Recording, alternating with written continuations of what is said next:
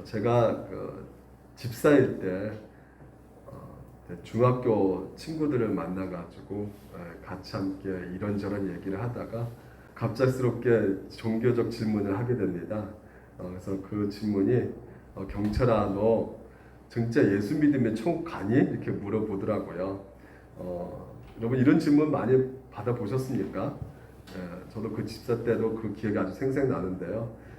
평소 때는 장난을 엄청 많이 치지만요. 또 그때만큼은 또 진지해질 수밖에 없기 때문에 그럼 천국 가지라고 딱 이렇게 단호하게 말을 했습니다. 근데 그 친구가 또 이런 질문합니다.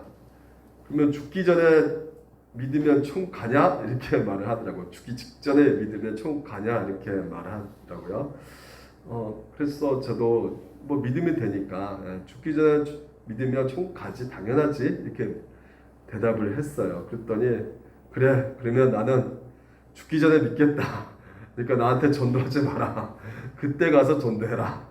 이렇게 말을 하더라고요. 그 말을 이제 듣고 좀 생각을 하게 되었어요. 갑작스럽게. 그래서 첫 번째 생각은 야 죽는 것이 우리 마음대로 되는 거냐 이 생각이 들고요. 두 번째는 나도 그럴 걸 이렇게 생각이 들더라고요. 그리고 세 번째는요. 정말 마지막에 믿으면 정말 하나님께서 용서해 주실까? 마지막 때, 그 마지막 그 순간 죽기 직전에 믿으면 정말 받아주실까? 내가 아무것도 한 것도 없고 진짜 마음대로 살았는데 아무렇게나 살다가 그 마지막 순간에 믿는다면 하나님께서 나를 진짜 의롭게 칭해 주실까라는 고민을 하게 되었던 것이죠. 여러분 그런 고민 해본 적 있으십니까? 오늘 제목이 믿음과 사랑이에요. 그래서 이 믿음에 대해서 우리가 같이 함께 좀 집중적으로 같이 함께 말씀 나눠보도록 하는데요. 우리가 예배소 우리가 지금 이제 강의를 시작하고 있잖아요. 그 순서에 따라서 하고 있는데 전체적으로 요약을 좀 잠깐 해보게 되면 두 파트로 나눠지는데 3절부터 14절까지 찬송이 나옵니다. 그래서 처음부터 3절부터 14절 처음과 끝이요 찬송으로 끝나요. 그래서 찬송하려다 하면서 시작되고요. 그리고 우리가 지난 시간 14절 보게 되면 그 영광을 찬송하게 하심이라 해서 찬송으로 시작하고 찬송으로 끝납니다. 그리고 그 다음에 15절부터 이번부터 이제 보게 되면 이제 기도가 나와요. 바울의 기도가 납니다. 그러니까 찬송하고 나서 이어져서 이제 나오는 것이 바로 바울의 기도인 것이죠. 그러니까 무엇을 찬송합니까? 바로 하나님께서 일하심을 찬송하게 되는 것이죠. 사도가 찬송한 그 구원의 복, 이 구원 복은 철저하게 하나님께서 이루어 가신 것이기 때문에 찬송하게 되는 것입니다. 성부가 선택하셨습니다. 창세전에요. 그리고 자녀로 삼아 주셨습니다. 양자로 삼아 주신 것에 대해서 찬송을 드리는 것이죠. 그리고 또한 하나님께서 그 놀라운 하나님 나라의 기업으로 삼아 주셨다는 것에 대해서 이제 찬송이 계속해서 나오는 것이에요.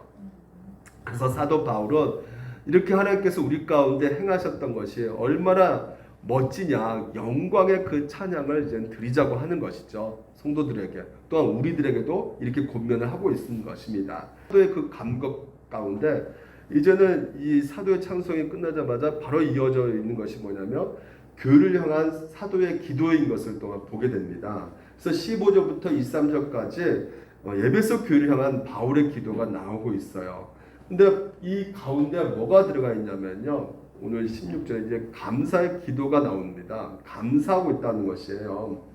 그러니까 하나님께서 우리 가운데 베푸신 그 사랑을 기억하면서 지금 현재 감사로 시작하는 것이 얼마나 중요한 것인가를 우리 가운데 교훈해주고 있는데, 근데 이 에베소 교회를 위해서 감사할 때 그 감사의 내용이 좀 특별하다는 것이죠. 세속적이지 않다는 것이에요. 그러니까 교회의 규모에 대해서 이 바울이 감사하는 것도 아니고요. 교회 교인들이 얼마나 많이 몰렸냐 이것 때문에 또 감사하는 것도 아니고, 그리고 에베소 교회 건물 크기가 얼마나 크냐 그것 때문에 또 감사하지 않고 있어요. 그리고 또 교회가 보유하고 있는 재정이 얼마나 빵빵하냐 풍족하냐 이거에 대해서도 감사하지 않고 있습니다. 오직 감사하고 있는 것은 딱 두 가지밖에 없어요.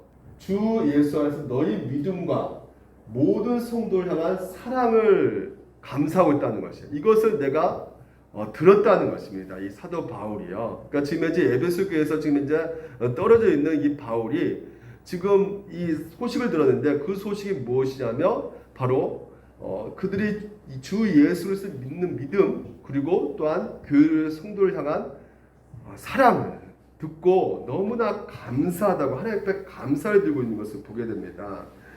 자, 오늘도 그러면 이 두 가지를 통해서 우리가 알 수 있는 것이 무엇입니까? 교회 안에서 반드시 있어야 될 것이 무엇이라는 것을 우리가 분명히 알죠. 그게 뭘까요? 믿음과 사랑이라는 것입니다. 다른 모든 세상에 불효할 만한 모든 것들이 구비되어 있다 할지라도 사도는 감사할 수 없는 것이요. 이것이 없으면 안 된다는 것입니다. 아무리 사람들이 많이 밀러 들어온다 할지라도 교회 예배당에 구름대같이 청중들이 앉아있다 할지라도 정말 그들의 마음속에 예수 안에 있는 하나님의 주신 그 믿음이 없다면 그리고 그 믿음으로 통해서 말미암아 생기는 그 사랑이 없다면 감사가 될 수가 없다는 것이죠. 탄식밖에 나올 수밖에 없다는 것입니다. 그래서 이것이 중요한 것 같아요. 믿음으로 말미암아 생기는 사랑인 것입니다. 이 베드로도 똑같이 말하고 있어요.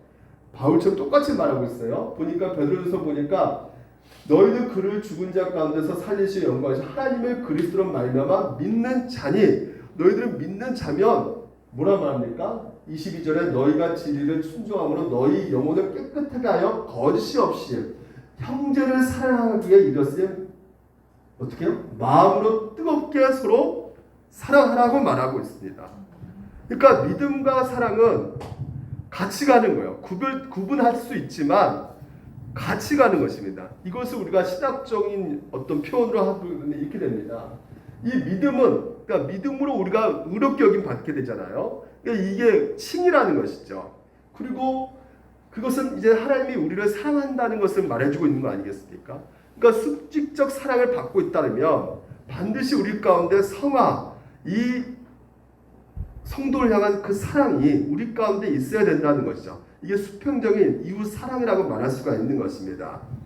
그러니까 이것이 칭의와 상화는 구분될 수 있지만 같이 간다는 것을 우리가 볼 수가 있는 것입니다. 그래서 오늘 여러분과 같이 이 믿음에 대해서 집중적으로 한번 같이 나눠보도록 하겠습니다. 그러니까 무슨 믿음이냐면 우리 가운데 가짜 믿음이 있다는 것이에요. 그리고 참된 진짜 믿음이 있다는 것입니다. 믿음을 정의하는 것이요. 기독교 신앙에서 가장 중요한 신앙형입니다.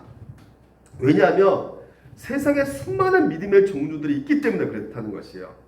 불교는 불교식의 믿음이 따로 있습니다. 그러니까 기독교 믿음과는 다른 것이죠. 당연히 차이가 있을 수밖에 없는 것입니다. 그러니까 만약에 같은 믿음이라면 불교에도 구원이 있을 수밖에 없는 것이에요. 그러니까 무속 신앙에도 뭐가 있어요? 믿음이라는 것이 있어요. 그러니까 지금 현재 오늘 바울은 뭐라 말하냐면 주 예수 안에서 너희 믿음과 이렇게 말하고 있지 않습니까? 그러니까 분명히 밝히고 있습니다. 이 믿음은 주 예수 안에서 믿음이라고 밝히고 있는데 이 기독교의 믿음과는 분명히 다른 믿음들이 있다는 것을 우리 가운데 알려주고 있는 것이거든요. 그러니까 사기꾼들도 자기를 믿으라고 말하죠. 그렇죠? 그러니까 이 기독교 믿음은요 분명히 다른 건데 많은 교회 다니는 사람들이요 믿음이 무엇인지 모르고 예수님을 믿는다고 말을 하는 경우가 많이 있다는 것이죠. 보통 신자가 뭐라 합니까? 믿을 신자잖아요. 그렇죠? 믿는 사람이라는 그 뜻이라는 거예요. 신자는요. 그러면 신자들은 그 믿음이 무엇인지 정의하지도 않는 채 믿음이 무엇인지 모른 채 믿는다 하며 교회를 다니면 안 된다는 것이죠. 그래서 바울은요 이렇게 말합니다. 너희는 믿음 안에 있는가? 너희 자신을 시험하고 너희 자신을 확증하라고 말하고 있어요. 이게 무슨 말입니까? 너희 믿음이 정말 참된 믿음을 가진 존재인지 아니면 거짓된 믿음을 잘못된 믿음을 가진 존재인지를 스스로 시험하고 확증해 보라는 것입니다. 그러니까 믿음이 잘못되면 모든 것이 잘못될 수밖에 없는 것이에요. 한평생 내가 믿는다고 할지라도요 성경에서 말하는 믿음이 아니라면요 그것은 잘못된 믿음 생활을 할 수밖에 없는 것이라는 것이죠. 그러니까 다시 말해서 이 잘못된 믿음 생활은 구원에 이를 수가 없단 말입니다. 왜냐하면 오직 우리는 믿음으로 의롭게 되기 때문에. 그래서 우리에게 정말 중요한 것이 무엇이냐면 구원하는 이 믿음이 무엇인지를 알아야만 되는 것이죠. 바울은 로마서 이렇게 말합니다. 내가 증언하노니 그들이 하나님께 열심히 있으나 올바른 지식을 따른 것이 아니라 이렇게 말하고 있어요. 그러니까 열심히 믿음 생활을 하는데 누굴 말합니까? 그들은 바로 이 바리새인과 서기관들이거든요. 하나님을 모르는 사람이 아니에요. 열심히 하나님 믿고 따라가고 있지만 뭡니까? 하나님의 의도를 모르고 자기 의를 세우려고 힘써 하나님 의에 복종하지 아니하느라는 거예요. 기도도 합니다. 구제도 합니다. 하는데 순종하는 거 같잖아요. 근데 순종이 아니었다고 이렇게 말을 하는 것입니다. 그럼 여러분 중요한 것은 무엇이냐면 오늘 우리 가운데 이 가짜 믿음을 좀 분별할 줄 알아야 된다는 것이죠. 그래서 첫 번째 이 가짜 믿음이 있는데 자기 설득이란 말이에요. 그러니까 자기 설득은 믿음이 아니라는 것을 오늘 성경에서 말해주고 있단 말이죠. 그러니까 스스로 설득시키는 것을 믿음이라고 생각하는 사람들이 굉장히 많이 있어요. 그러니까 자기 암시, 자기 체면이라고 할 수 있는 것입니다. 여러분 신약 용어 중에 플라시보 효과라고 하는 것이 있어요. 유약 효과라고 하는 건데 뭐냐면 실제 효과가 없는 것도 맹시하는 것으로 효과를 보는 것이라고 말할 수 있어요. 그러니까 머리 아픈 사람에게 두통약이라고 속이고 비타민을 주고 있단 말이죠. 근데 비타민을 줬는데 두통약을 속이고 줬는데 낫더라 이겁니다. 이것을 유약 효과라고 하는 것인데요. 중요한 것은 의학학계도 이 플라시보 효과라는 것을 어느 정도 인정을 하고 있다는 것이에요. 그래서 환자들에게 긍정적인 생각을 심어주기 위해서 노력을 한다고 말을 합니다. 그러니까 플라시보 효과가 어느 정도 성과는 거두기 한다고 해요. 근데 문제는 무엇이냐면 이 기독교 믿음을 이런 플라시보 효과 정도로 생각하는 사람들이 있다라는 것이에요. 그러니까 그렇게 될 것이라고 생각하면 그렇게 된다라고 하는 믿음, 이런 믿음, 그러니까 이런 억지 믿음, 그러니까 자기 설득적인 믿음, 자기 암시적 믿음은 결코 여러분 기독교적인 믿음이 아님을 믿으시기 바랍니다. 이것은 하나의 맹신인 것이에요. 그러니까 가짜를 진짜로 받아들이는 이 플라시보 효과라는 것은 성경에서 말하는 믿음이 아니라는 것이죠. 그러니까 자기가 자기를 설득해서 별로 믿고 싶지 않은데 억지로 믿는 거. 그러니까 이것은 성경에서 하나님께서 우리 가운데 선물로 주신 그 믿음이 아니라는 것이에요. 자기 설득의 믿음은 알맹이가 없는 전혀 공허한 믿음이라는 것이에요. 그러니까 자기가 믿고 싶은 것을 믿는 것뿐이에요. 자기 중립적 믿음에 불과한 것이죠. 그러니까 이런 믿음과 구원을 얻을 수가 없는 것입니다. 여러분 한때 우리나라에서 히트친 책이 있습니다. 그게 뭐냐면 긍정의 힘이라는 책이 있어요. 미국 레이오드라는 그 교회를 이끄는 담임 목사 이 조엘 오슨이 쓴 책인데 내용은 간단합니다. 긍정적인 생각을 갖고 최선을 다해서 살면 하나님께서 우리가 원하는 것을 다 들어주신다는 것이에요. 그러니까 마음의 소원이 있으면 그 소원을 사람들과 계속 나누고요. 그것을 반드시 이루어질 것이라고 믿고 최선을 다해서 살면 하나님께서 도와주셔가지고요. 그게 실제로 이루어진다는 굉장히 성경적으로 보면 유치한 말도 안 되는 얘기를 하고 있는 것이죠. 그럼에도 불구하고 한국에서 미국에서 대단한 판매량을 기록합니다. 무려 100만 권이 팔렸어요. 100만 부 이상이. 그러니까 성경을 조금이라도 이해한다면 이 조의 옷의 긍정 힘이라는 것이 성경에서 말한 믿음과 전혀 상관없다는 것을 금방 알 수 있을 텐데 그럼에도 불구하고 이렇게 많은 판매량을 기록한 그 이유가 무엇이냐? 많은 사람들이 그러니까 이런 긍정적인 이 힘이 이게 믿음이라고 착각하고 있기 때문에 그렇다는 것이에요. 이 긍정 힘은 여러분 인간의 부패한 본성과 너무나 딱 맞아 떨어지기 때문에 너무나 사람들이 좋아할 수밖에 없단 말이죠. 그러니까 무슨 말이냐면 내가 돈을 많이 벌고 싶어요. 하나님께 의지하면서 돈 많이 번다 긍정적인 생각을 하란 말을 하고 있는 것이죠. 그러면 하나님께서 정말 이루어주신다는 것이에요. 너무나 매력적이지 않습니까? 명예 얻고 싶습니다. 성공 얻고 싶어요. 지금 좋은 평판을 받고 싶어요. 그러면 지금 내 모습이 형편없지만 계속해서 이런 부정적인, 그러니까 그런 부정적인 생각하지 말고 계속 그런 일이 일어난 것처럼 긍정적인 생각을 하라는 것이요. 열심히 하면 하나님께서 이루어준다는 것입니다. 그러니까 그 하나님께서는 우리를 향해서 놀라운 계획을 가지고 계시고 우리에게 복 주시기 원하고 계시기 때문에 우리가 생각만 바꾼다면, 부정적인 생각에서 긍정적인 생각으로 바꾼다면 하나님께서는 원하는 것을 주신다는 것입니다. 이걸 기독교적 믿음이라고 생각하고 있는 것이죠. 아주 유치한 믿음인 것이죠. 여러분, 이게 진짜 하나님께서 우리 가운데 선물로 주신 믿음일까요? 이런 믿음을 굳이 선물로 주실 필요가 있을까요? 하나님께서요. 이건 무속신앙도 갖고 있는 믿음입니다. 오히려 이것보다 더 고급하고 더 수준 높은 다른 종교의 믿음도 있단 말이에요. 그러니까 긍정의 힘, 플라시보 효과, 그게 믿음이 아니에요. 자기 자신을 설득해서 믿고 싶지 않은데 억지로 믿게 만든 그런 수준의 믿음, 이것이 성경에서 말하는 믿음이 아니란 말이죠. 그래서 자기 자신에게 계속 체면거리는 것이요, 긍정적인 생각을 계속 된다. 이게 성경에 말하는 믿음, 하나님께서 우리에게 주신 믿음이 아니란 말이죠. 그러니까 자기 설득력을, 자기에게 설득적인 믿음을 가지고 있는 사람들에게는요, 궁극적으로 그렇습니다. 믿어지지 않는데 믿는다고 이제 착각하게 되는 것이에요. 그러니까 괜히 누군가 질문한다면 괜히 또 이렇게 이게 억지로 붙들고 있는 것들 그냥 도통날까봐, 나 그래도 믿고 있어. 그리고 그 믿음이 또 사라지면 내 인생 가운데 안 좋은 일이 벌어질까봐, 송두리째 내 모든 것이 흔들어질까봐 어떻게 해요? 두려워서 의심하면서도 이게 진짜일까 가짜일까 모르면서도 계속해서 어떻게 해요? 아무런 행동하지 않고 그냥 믿는 척 한단 말이죠.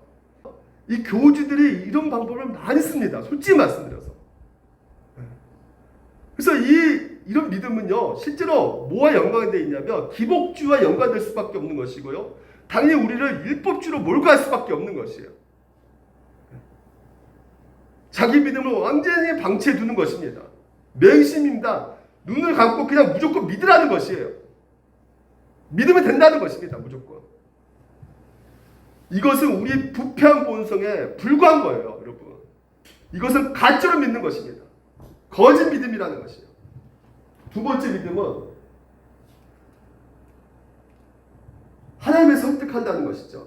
지성이면 감천, 이런 말 들어보셨죠? 정성을 다하면 하늘이 감동된다는 것이에요. 그래서 도와준다는 것입니다. 하나님을 설득하면 끝내 하나님께서 끝내 들어주신다는 것이에요. 이것을 믿음이라 말하는 것입니다. 그러니까 하나님께서 끝내 들어주실 것이니까 그것을 믿고 계속해서 정성을 다하라는 것이에요. 설득시키라는 거, 하나님을. 근데 이것 또한 성경에서 말하는 믿음이 아니라는 것입니다. 과거 한국교회에서 이런 믿음의 주를 형성한 적이 있는데, 그게 바로 뭐냐면 40일 금식 기도라고 있었습니다. 원하는 소원이 있는데 이 소원을 이루기 위해서 무엇인지 해야 될 것 같아요. 그래서 40일 동안 정성을 기울이면서 기도하는 것이죠. 내 마음이 얼마나 간절한지 행동으로 보여주는 것입니다. 금식 굶으면서. 그러니까 하나님의 뜻이 무엇인지, 하나님께서 계획이 무엇인지 그건 중요하지 않아요. 내 소원이 중요한 것입니다. 내 마음이 중요한 것이에요. 제가 아는 목사님의 누님의 얘기인데, 이 목사님 누님이 신학교에 갔어요. 그래서 신학교에 가서 이제 어떤 전도사를 만난 것이죠. 근데 그냥 학교에서 만날 수 있잖아요. 근데 그 전도사가 70일 금식기도 하면서 그러니까 좋아한 거죠, 그 누나를요. 그래서 금식하면서 하나님 앞에 응답 받았다는 거예요. 그래가지고 하나님께 확신을 주셨다는 것이에요. 그래서 직접 집에 찾아와서 프로포즈를 한 거예요. 하나님이 확답 받았다고. 어떻게 됐을까요? 누나가 집으로 돌려보내버렸어요. 냉정하게 돌려보냈어요. 가라고. 그걸 보는 어머님이, 그래도 한번 만나볼 수 있는데 너무 냉정하게 보냈다. 그랬더니 그 누나가, 이 사람은 그냥 내가 싫은 사람이에요, 이렇게 말했다. 여러분 재밌는 거 같지만 이 전도사 입장에서 어떻게 됐을까요, 여러분? 간절히 소망해서 힘써 기도하고 응답까지 받았는데 이게 왜 날벼락입니까? 그러니까 온 정성을 다해서 하나님을 설득해가지고 응답 받았잖아요. 근데 너무 허무하게 끝나버린 것이죠.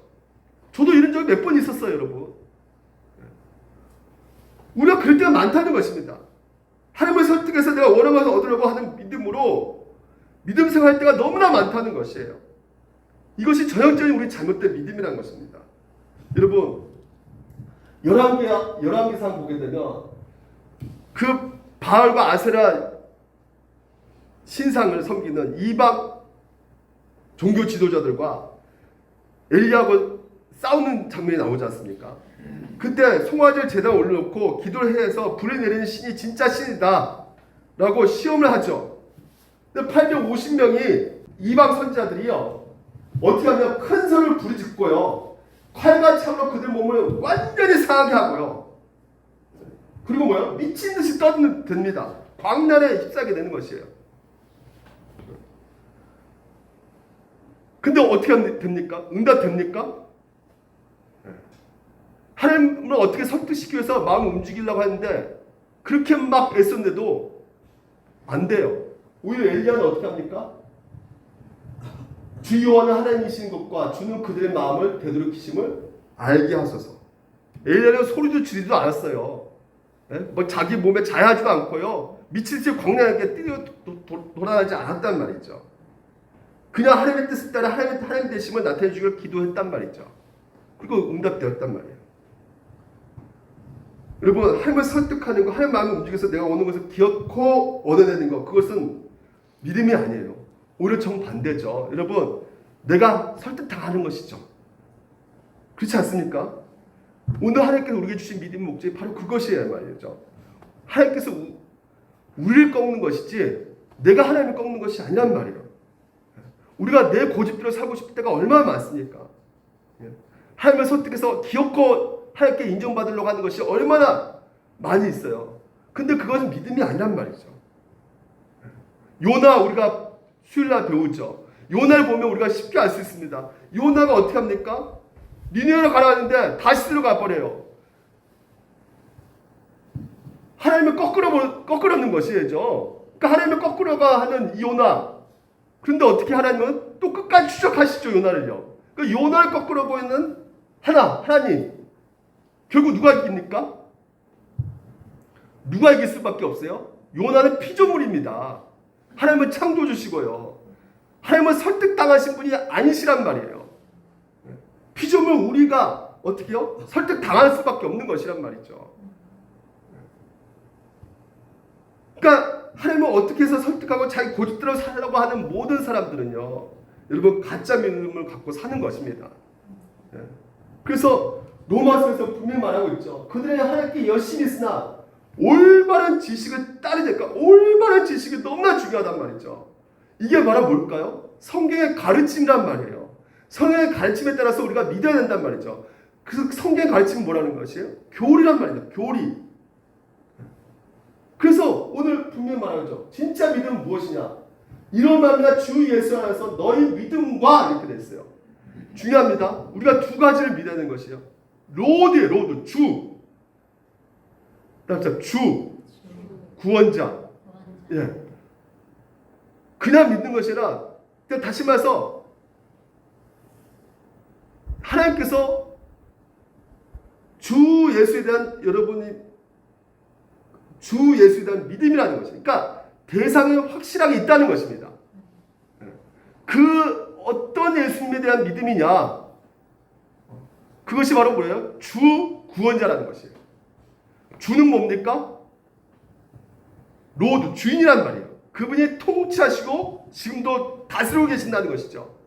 그 모든 것을 함께하고 계십니다. 아멘?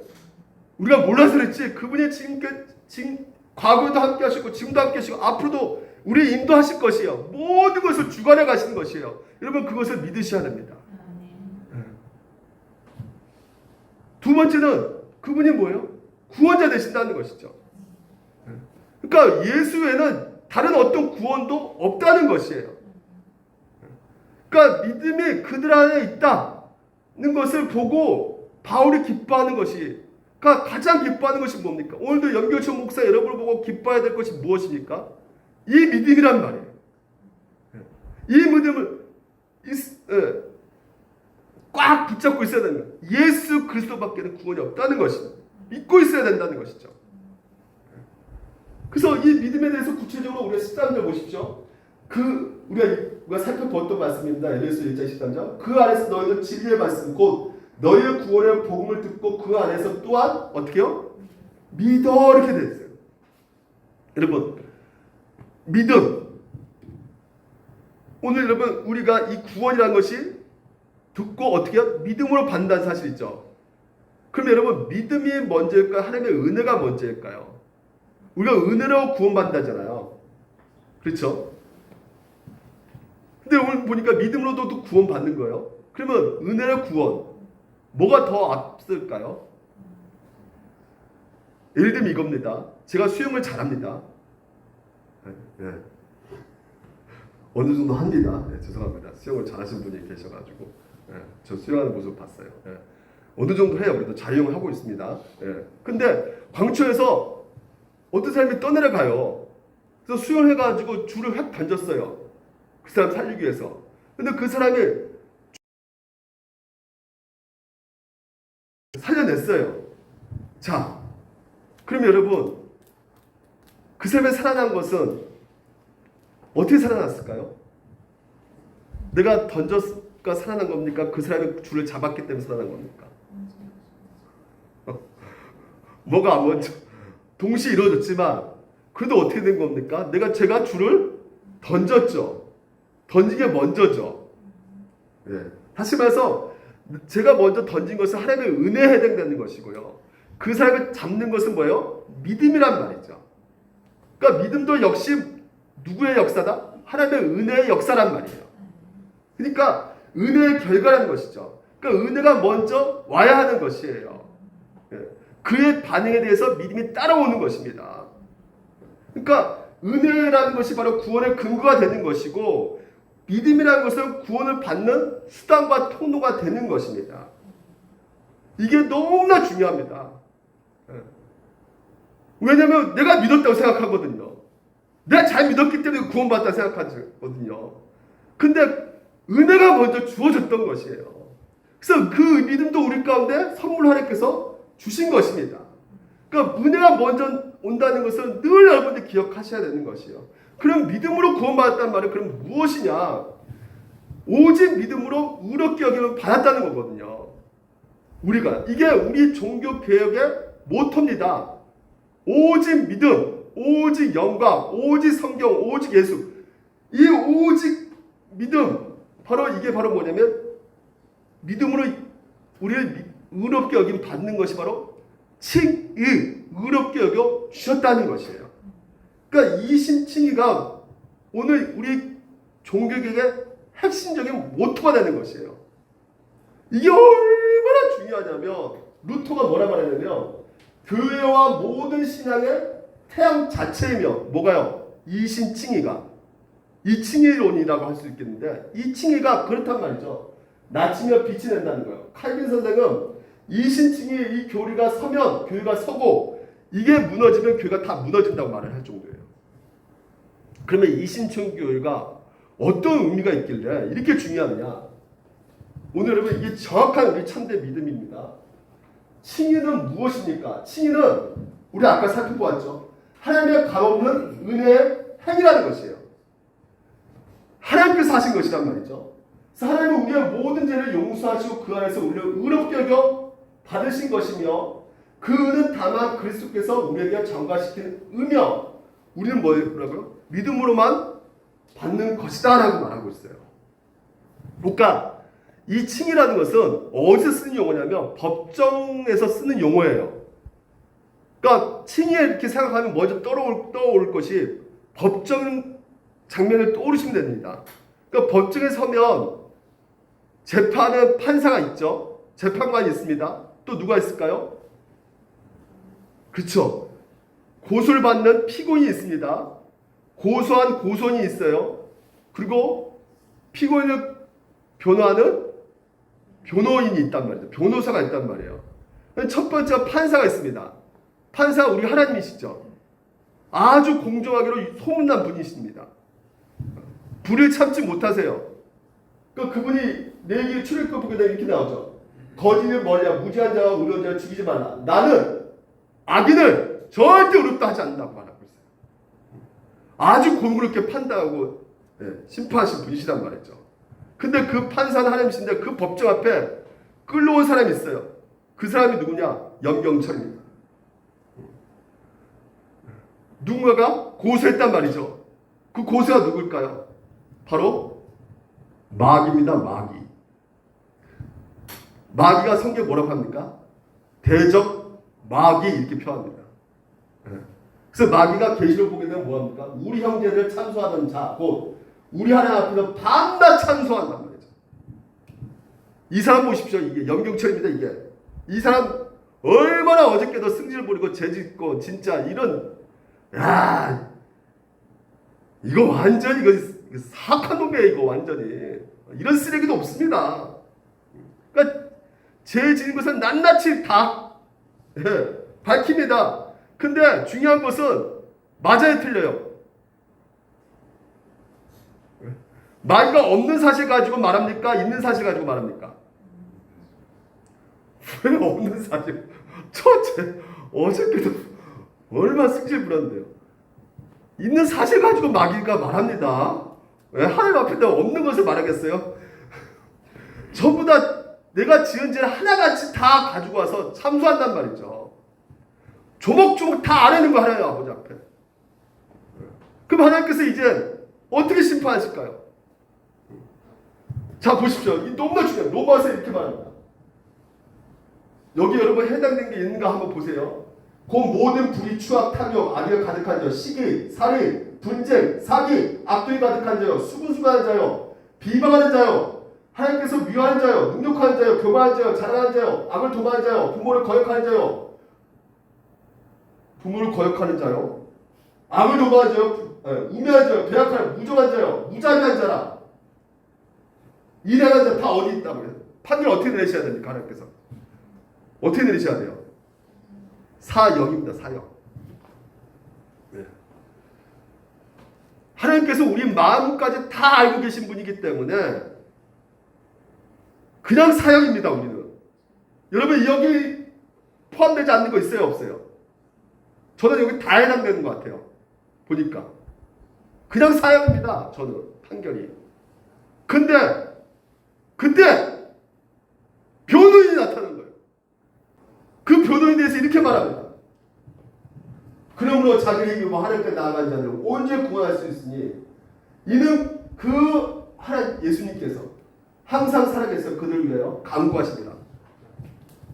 그분이 누구냐? 바로 우리 주 예수 그리스도라는 것이에요. 그분이 깔끔하게 흠없이 딱 옷을 차려입고 흠없는 모습으로 재판장 앞에 딱 서가지고 저를 대신해서 말해주는 거죠. 그러니까 하나님 이 사람 죄가 없습니다. 그러면 누가 깜짝 놀랄까요? 제가 깜짝 놀라겠죠. 제가 분명히 이런 죄가 다 있는데. 근데 예수님께서 한마디 더 하십니다. 이 사람은 죄가 없을 뿐더러 저만큼이나 의롭습니다. 그럼 더 누가 당황스러울까요? 제가 더 당황스러워하겠죠.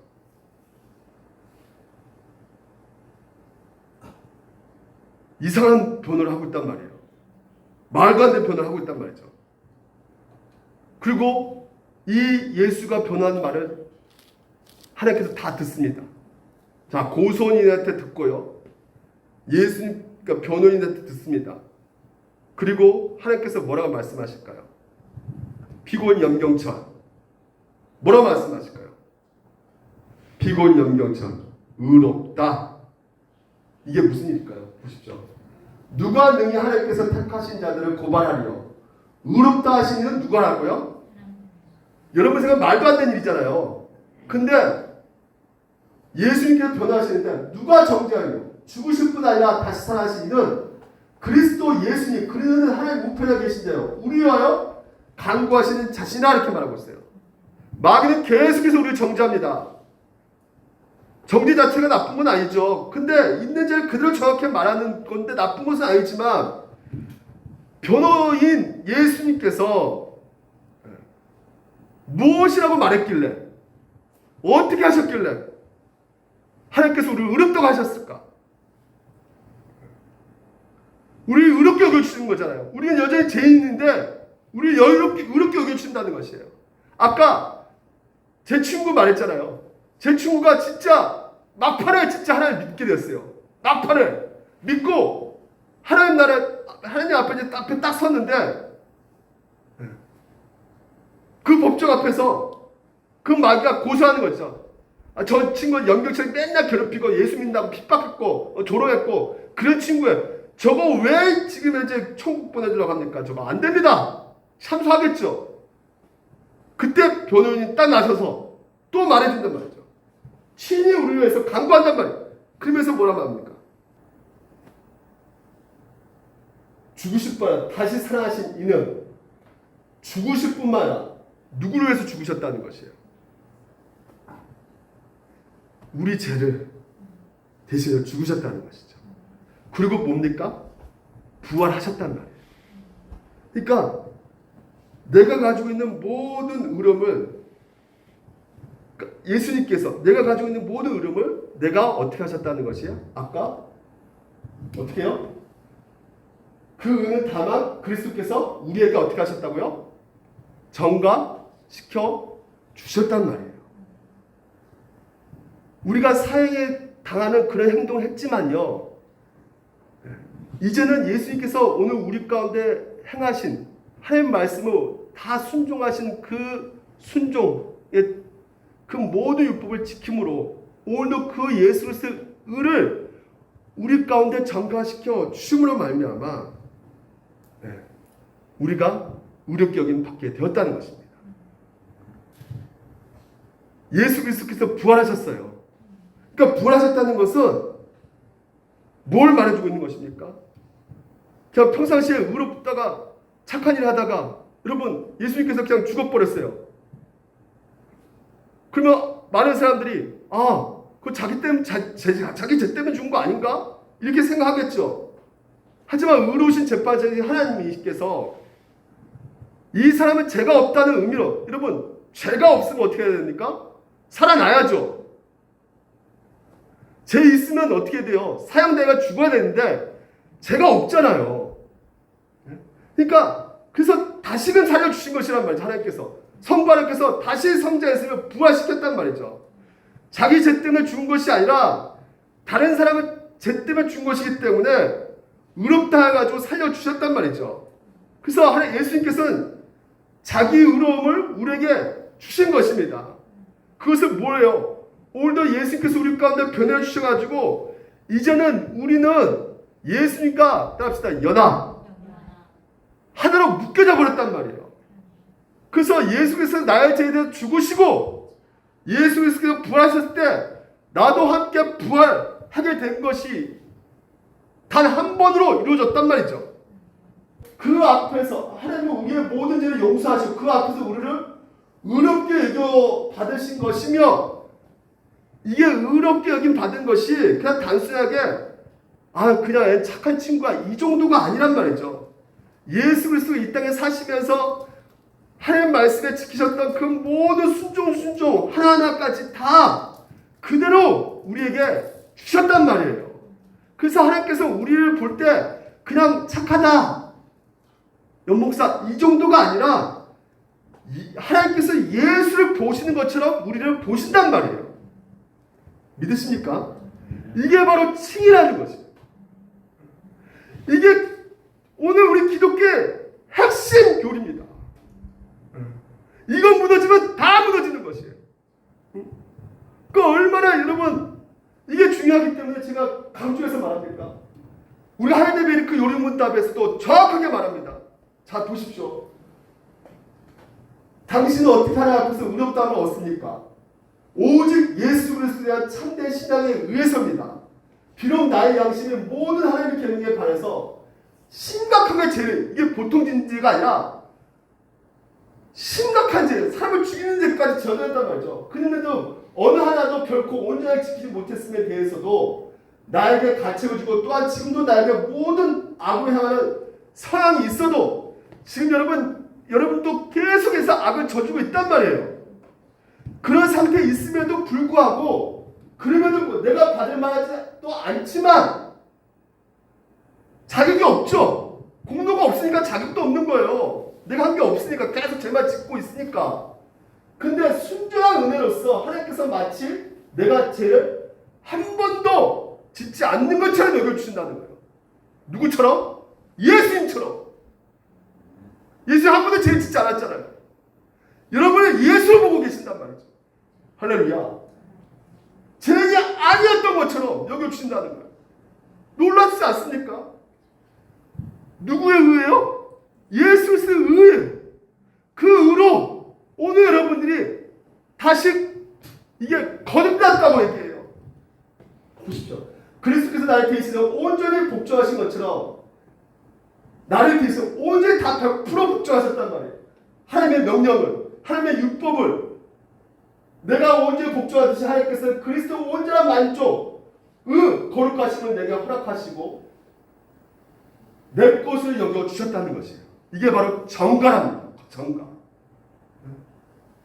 예수님께서 대표로 아담이 실패했잖아요. 대표로. 그래서 죄 지었잖아요. 예수님께서 대표로 오늘 우리가 지은 모든 죄를 그리고 우리가 순종할 수 없는 그 모든 율법을 다 순종하신 말입니다. 그 모든 이루신 그 의를 우리 가운데 정가시켜 주셨단 말이에요. 그래서 내가 해야만 하는 것이라고는 뭐라고요? 같이 한번 읽어봅시다. 시작. 이 하나님의 선물을 믿는 마음으로, 이게 바로 믿음. 이 믿음이에요.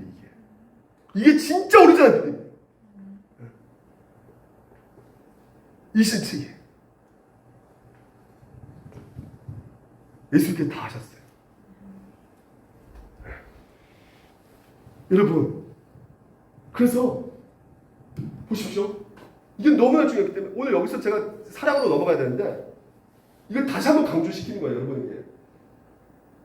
우리 주 예수 그리스도의 아버지 하나님의 찬송하려다 베드로가 이렇게 말합니다.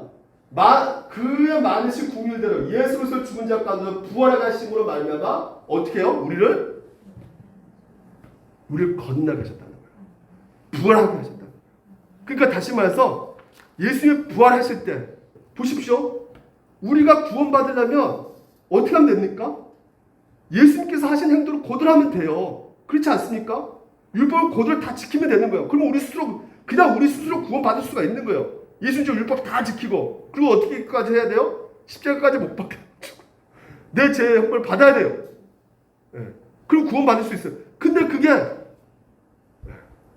돼요 안 돼요? 그래야지만 하나님께 온전히 받아들여져야 되는데 그게 우리는 할 수가 없어요. 보십시오. 너희는 내 규례와 법도를 지키라. 그리하면 이를 행하면 그로 말미암아 산다는 것을 구원받는다는 거죠. 너희들 내가 명령 다 지키면 그냥 너희들 구원받아. 이렇게 하나님께서 말씀하셨어요. 근데 우리는 이 명령을 지킬 수가 없어요. 그렇게 할 수 없다는 거예요. 그게 문제란 말이죠. 우리의 가장 심각한 문제가 바로 이 문제란 말이에요. 할 말씀을 지킬 수가 없어요. 그때는 영원한 형벌, 무한한 형벌을 우리가 받을 수밖에 없는 자가 되었단 말이죠.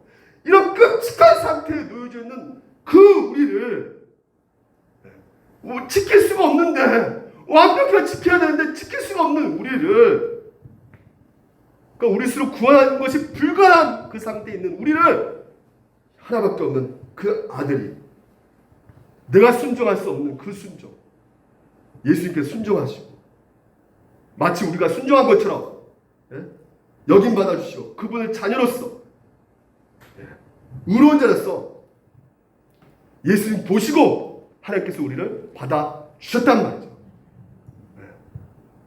예수님이 무덤에 안쳐냈잖아요. 그렇죠? 십자가 못 박혀 죽음당하여 무덤에 있습니다. 그리고 하나님께서 그 모든 것을 완벽히 지킨 그 예수 그리스도를 인정해 주시면 그분을 죽은 자 가운데서 다시금 살려내셨다는 것 자체가 오늘 그분이 이루신 구원이 퍼펙트, 완벽하다, 충만하다, 오늘 우리 가운데 선언해주고 있는 것이에요. 그래서 부활의 근거로 해서 예수 그리스도 죽은 자 가운데 살리신 것처럼 오늘 그분과 하나 연합된 묶여있는 우리를, 포도나무와 가지처럼 딱 묶여있는 우리를, 죽어있는 상태에 있는 우리를 살려내신 것이란 말이죠. 이게 바로 구원의 복음이란 말이에요.